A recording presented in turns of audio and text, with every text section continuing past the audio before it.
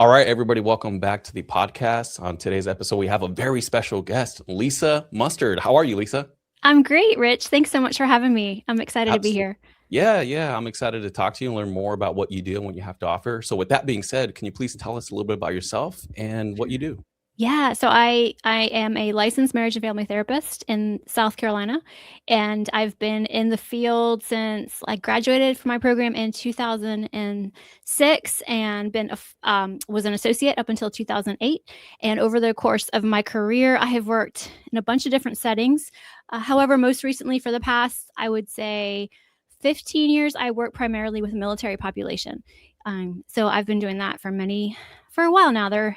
That's where I do my day job, and then I have a side business, Mustard Consulting, where I create continuing education pod courses as well as other continuing education offerings for LPCs, LMFTs, licensed clinical mental health counselors, and I'm approved by NBCC to be a at home or virtual trainer, not virtual, but home study provider.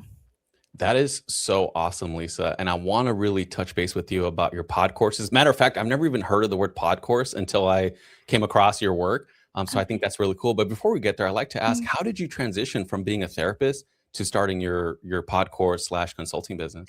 Yes, that's a question that I've shared on my podcast here and there, but I really appreciate this question because I think as a lot of therapists, who've been doing this work for many, many years, we've been in it, we've done all the trainings, and sometimes we get a little stale in what it is that we're doing and who we want to support. So about 7 years ago, I was at the Low Country Mental Health Conference, which is in Charleston, South Carolina, and I highly recommend that conference if you're looking to get away for a couple days. However, it's usually in July, so be prepared for some hot and humid weather here in South Carolina. And I was sitting in the audience, and I remember thinking, wow, this is such a great conference. But I'm in Charleston, and I wish that I could take these fabulous presenters and pop them in my earbuds and walk around the city, go to the Battery, go to some galleries, and I could learn from these amazing presenters, but I could learn on the go while I was walking around the historic areas of Charleston. And that just kind of got my wheels spinning. Is that something that I could do? Could I take content, put it into earbuds, and help therapists earn continuing education that way? And I got curious about what it would take. Actually, at the time, knew somebody who was doing something very similar, but with speech therapy and I think audiology. However, they specifically worked in that field and they weren't interested in partnering with a therapist. So she said, but why don't you go ahead and see if you can figure it out? I think it's a really good idea. And, I'm one of those people. I got the idea and I just thought, I listen to podcasts. I love podcasts. I'm going to figure this out. And I just started. I mean, really, I was scared to death. The hardest part was hitting record for the very first episode, but now I just love it. And, now I have over 31-hour continuing education pod courses, which is a podcast and a self-study course that you can always listen to the content for free when you go over and listen to my podcast, which is really, it's just called The Therapy Show with Lisa Mustard. You can find it on any podcast player app. You can listen for free. And then if you decide that you want the continuing education contact hour, then you just click the link and purchase it and fill out the self-study quiz, the evaluation form, and then you can download your certificate of completion. So that's it. I just Wow. got curious and wanted to do something creative with our field, and I just went for it. Yeah, that is so cool, Lisa. As you were building your business, Mhm. that business, the pod course, did you experience maybe any setbacks in your therapeutic work? Like, did you have to kind of give up some of your hours over here to Mm. kind of develop this? What did that look like? Yeah, so not really. I do most of the recordings in the evenings or on the weekends, so I was able to fit that in through my work. That wasn't really the issue. More of Yeah. the issue for me was being the mom of two daughters, and I have a husband, and I didn't want to. I knew that I didn't want to spend my time trading that time away from the house, seeing clients. So I didn't want to go because I'm not in private practice. I work for a I would just say an agency. And I Yeah. didn't want to go into private practice, but I wanted to have something on the side that I could do, I say in the pockets of my day. I mean, really, pockets of my day. It's more like evenings of my life or weekends of our lives. But so the setbacks were more, how do I figure this out that I kind of do it once and then I get paid on it, a couple times versus trading that one-to-one, getting paid for sitting in front of somebody. So that was kind of just figuring that all out was also difficult, I think, in the beginning. But I knew that it was going to take time. I knew it was going to take time to grow this, to grow my professionalism in doing this, making it sound good. In the beginning, probably a setback was I felt my husband was like, I don't like listening to you the way you talk. That's not who you are. So What? I know. Oh, I Yeah. see what So you're saying. Got it. yeah, nowadays he can listen to my podcast fine. But in the beginning, he said it was kind of cringy because he's like, you don't sound like that. You don't act Mm, like that. And so he's just finding my voice. That yeah. was hard. But Mm. I think you just got to keep at it, and you just got to keep going if it's something that you're really excited about or interested in. I'm trying to think if there were any other setbacks. During COVID, that was difficult because COVID hit about a year after I started the podcast. And there was a lot of anxiety in the therapist world about, what's this going to be like? How is this going to affect our work? So at times I had to put the podcast on the back burner a little bit. And, I would go a couple weeks without having an episode. But once I got through that, and I've had other, phases in my life with work and family that I've had to put the podcast on the back burner. But the best part is I can always come back to it and pick it up and, just roll with the next episode. Not every one of my episodes is a pod course. So I do have episodes in there that are just, like talking to other therapists about what they do and how they help people, maybe how to help somebody who wants to start a private practice, or how to help them with marketing. I just bring people on and we talk about all kinds of different things. So like, for example, I have one recently where it's a nurse practitioner who's created a course on how to help health professionals create their own continuing education business, because I get asked a lot about, well, how do I start a continuing education business? How do I get going? And I just decided, you know what, I'm not the expert in that. I kind of pieced it all together on my own. So I brought somebody in who's more of an expert who could speak to that. And so that's pretty cool.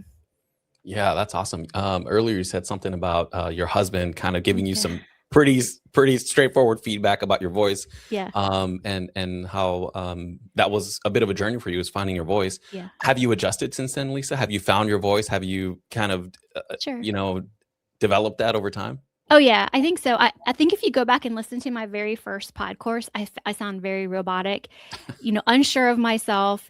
I didn't seem to have there wasn't really an authentic Lisa in there because I was so Mm, concerned about sounding professional and sounding correct and sounding, like another therapist. And when I finally got, probably 20 episodes in, it was like, just be yourself. mm. And I'm not perfect. I'm not the subject matter expert in many things, and just go with it and don't be afraid. And of course, good editing also helps.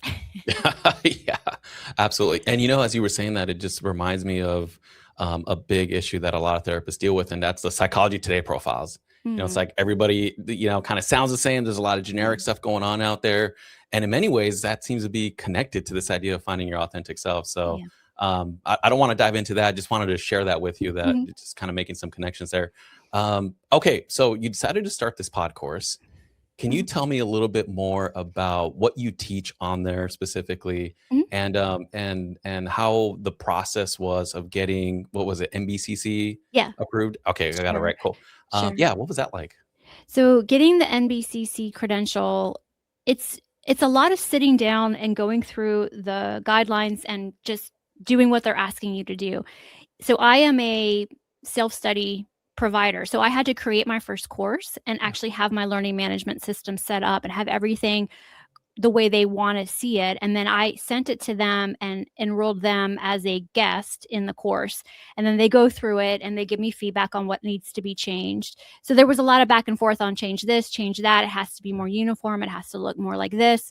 You have to say it like this.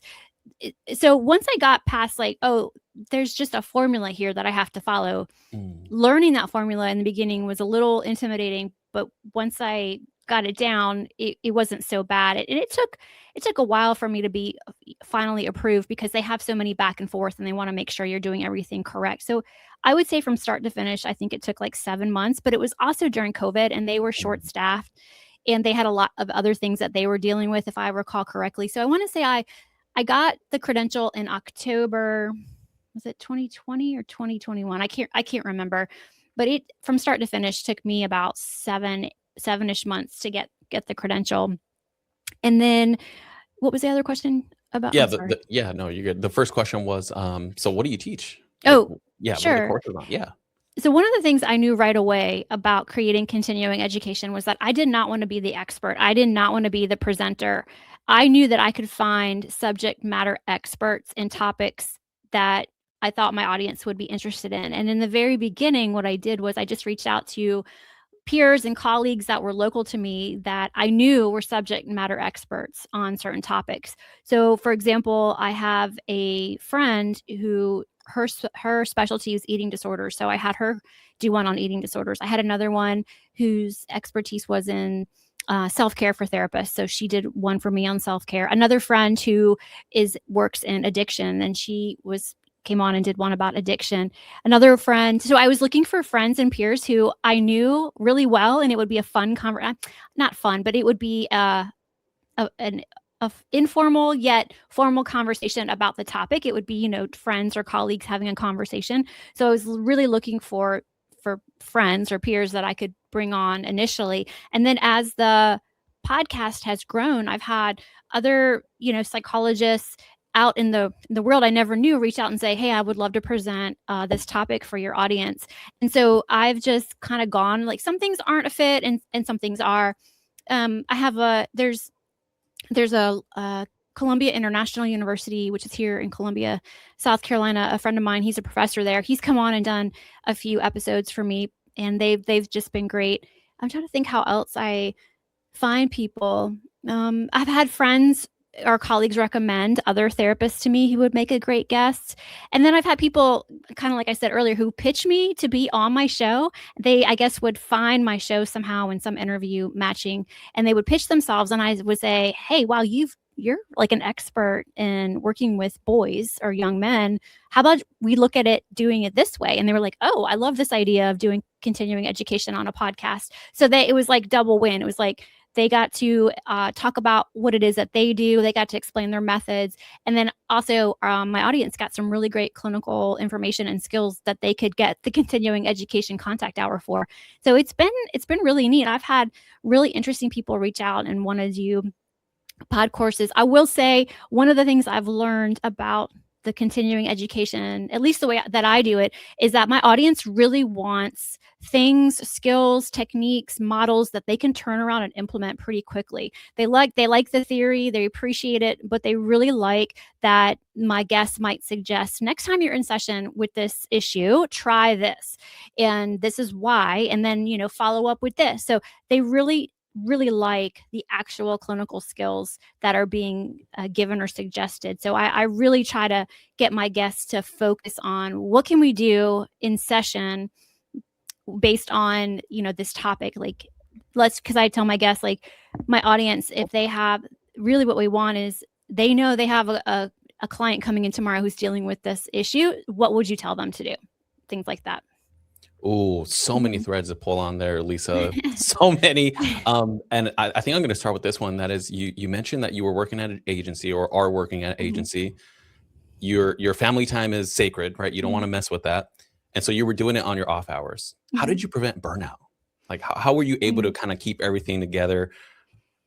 Yeah, I just love podcasting. It's fun. I mean, are we having a good time? Like, are you having fun? I love podcasting. Yeah. I am. Yeah. I mean, I can only think of a handful of episodes where I walked away like, ooh, that was not a fun time. But that's so rare. I mean, I just love it so much. So I see it as a creative outlet. My undergrad is in communications and public relations. Yeah. So at one point in my life I actually worked in sports marketing. Rich, First, I worked for the Goodwill Games, which you're probably too young to even know what that is.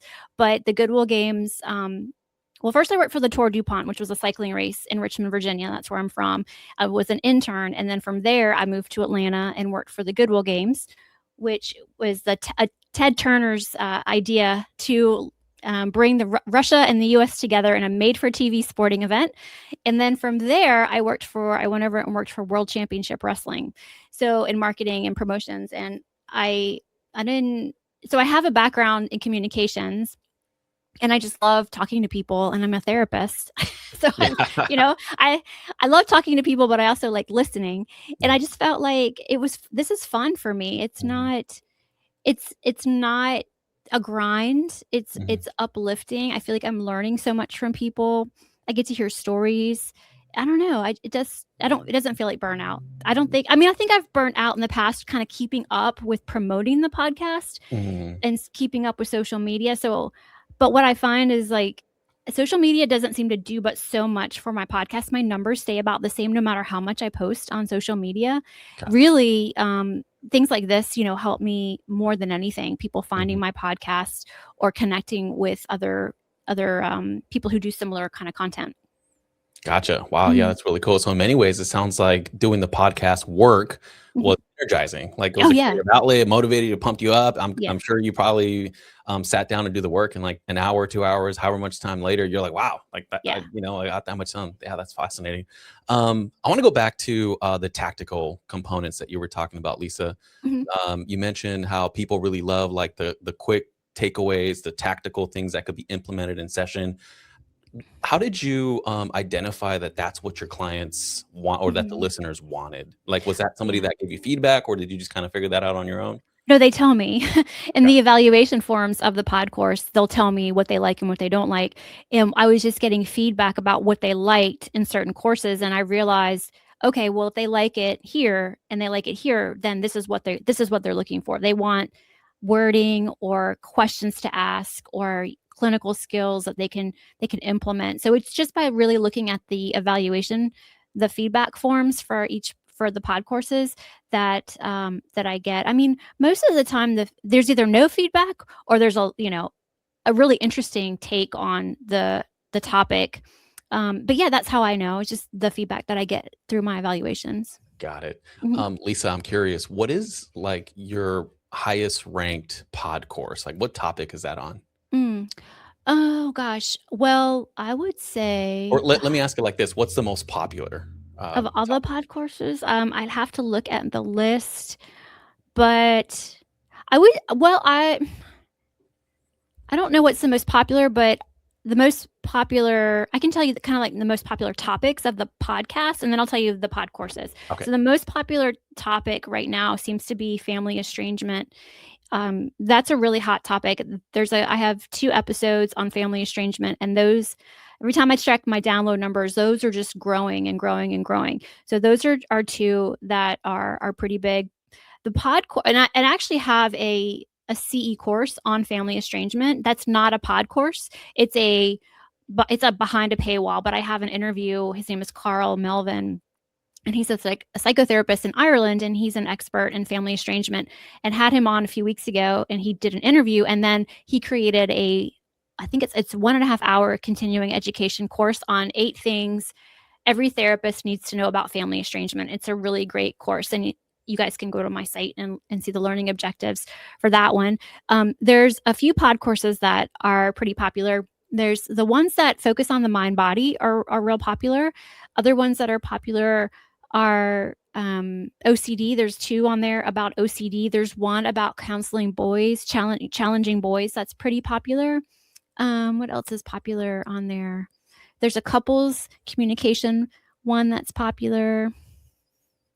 I'm trying to think what else is really popular. I haven't looked at the stats recently, but what I think is really cool is, I sell them each for $5, which really, $5 for one CE hour isn't much, but I have all of them bundled. So if you want to get all of them for it's only $49. And Mhm. people really love the fact that I haven't changed the price of my pod course bundle or any of my pod courses, like, because I want to keep them, you know, I want to keep it affordable, of course, for therapists.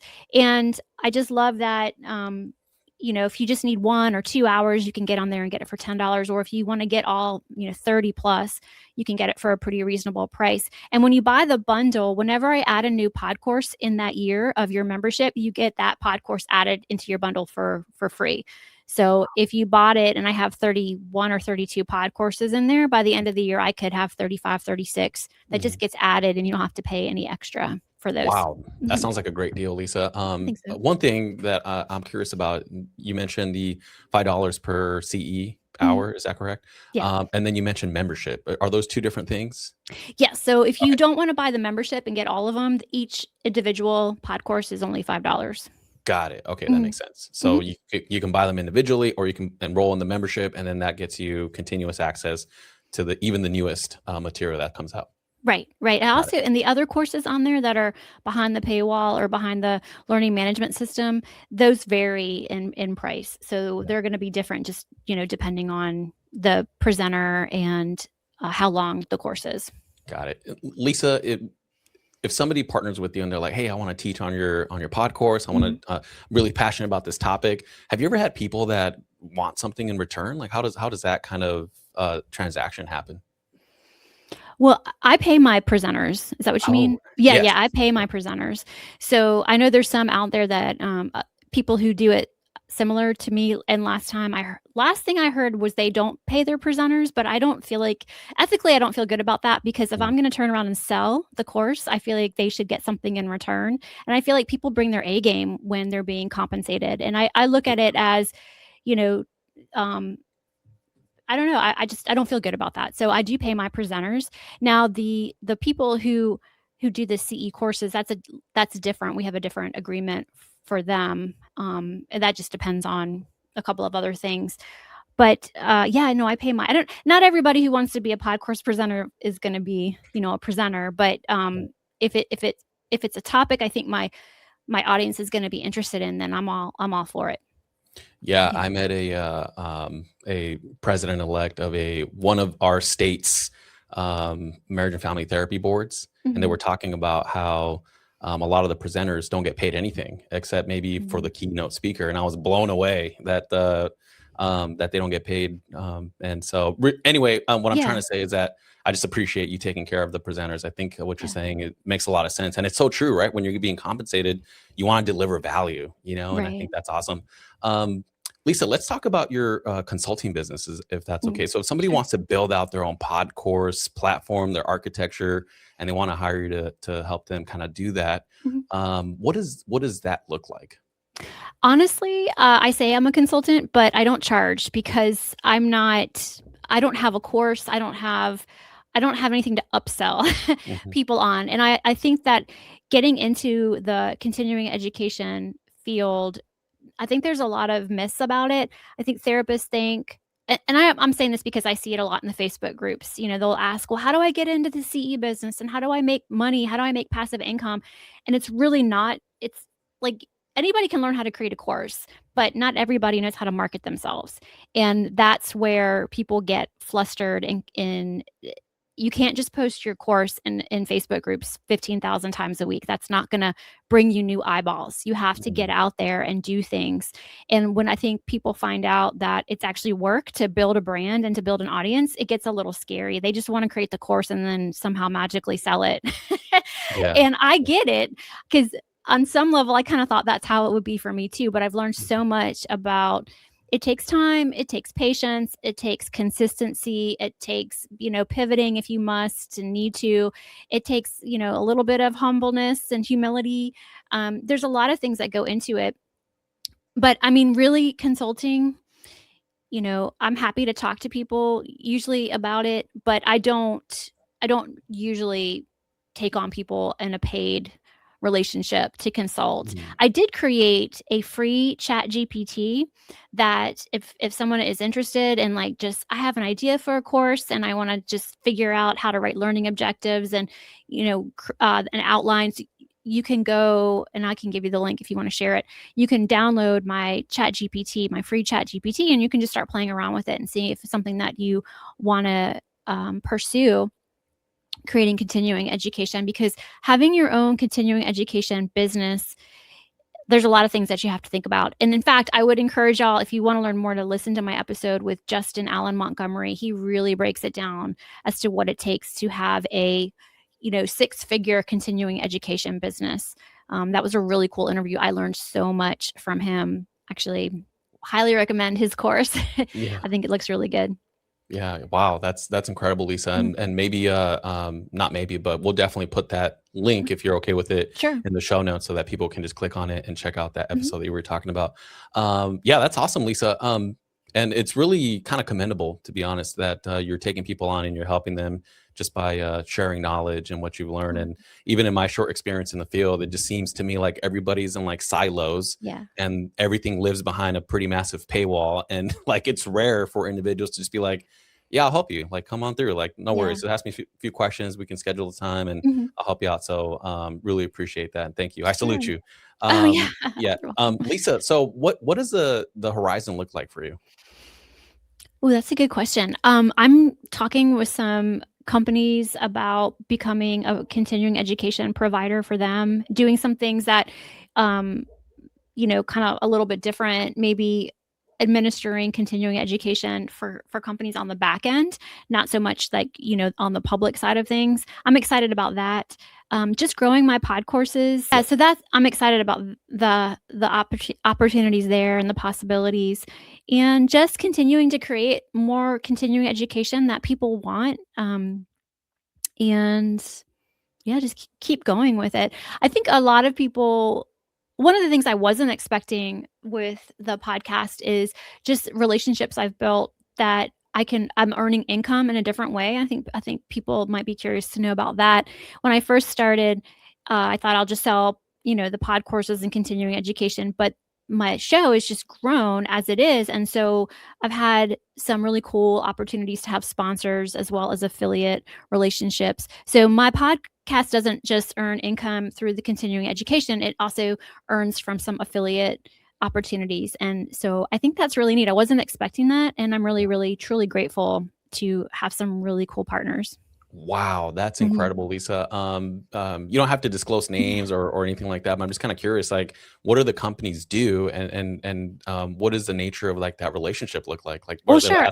Yeah, Yeah, no, I'll tell you about one of them because I'm really excited about what they do. One of them is Barry's AI, and they are a mental health note taker. Are you familiar with them? yeah, I've heard. Okay, Yeah, so I'm an affiliate or a brand ambassador with Barry's. That's what they call me, a brand ambassador. So you can, if anyone's listening wants to try Barry's, you can get on the my link. You go to my website and you'll see it everywhere. But if you click on the link and you use my referral code, you can try it for free, and then you can also get half off your first month. And I also just forgot to tell you this. I created a partnership deal with them that if somebody purchases the annual Berries subscription, they get all my pod courses for free.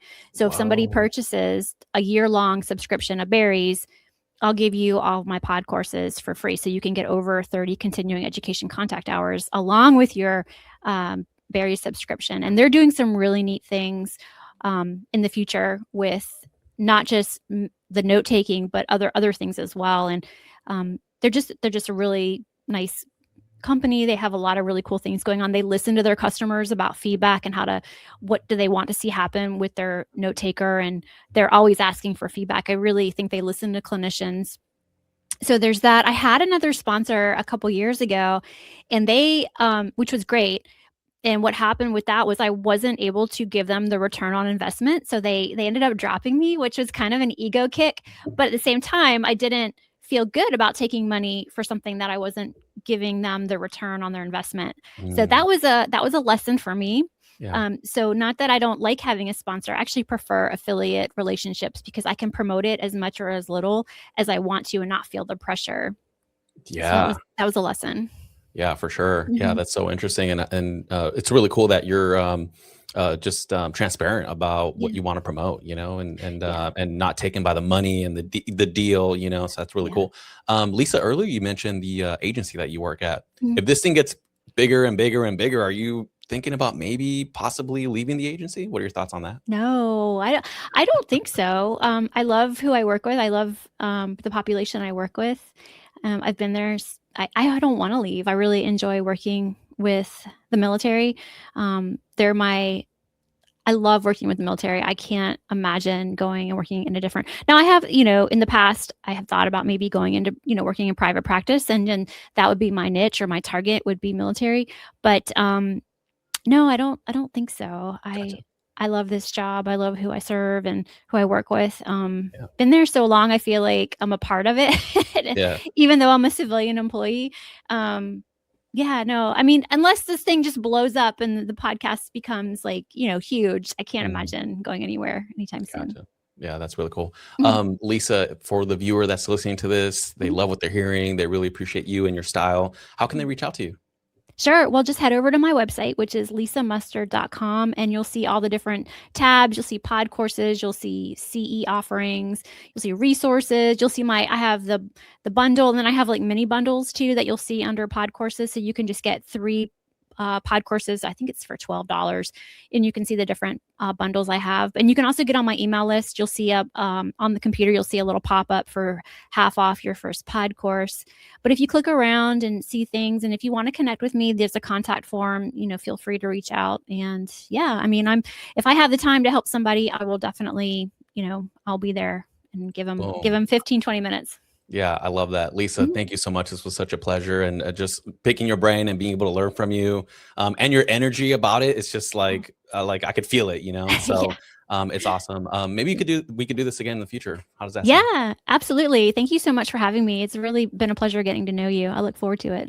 Yes, ma'am. All right, everybody, signing out.